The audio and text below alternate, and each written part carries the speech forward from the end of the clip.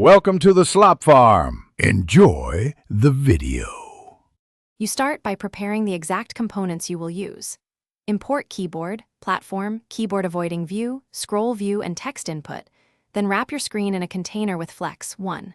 Once done, decide behavior. On iOS, use padding or position.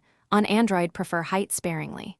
Place a scroll view inside if content scrolls, and set keyboard should persist taps equals handled.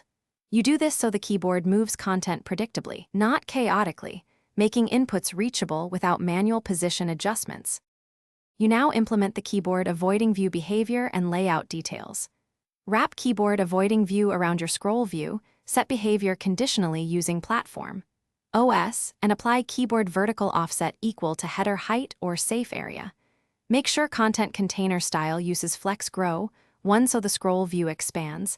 This ensures inputs sit above the keyboard.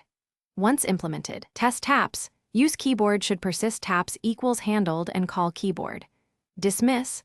On submit so focus and dismissal, you finish by tuning offsets and testing thoroughly. Adjust keyboard vertical offset to match your header or safe area so inputs clear correctly.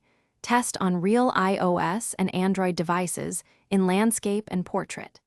If you see layout jumping, make sure you do not nest extra views that change measured height and switch behavior to position to avoid reflow problems.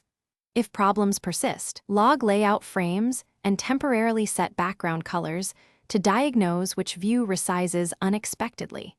This single troubleshooting step uncovers most issues.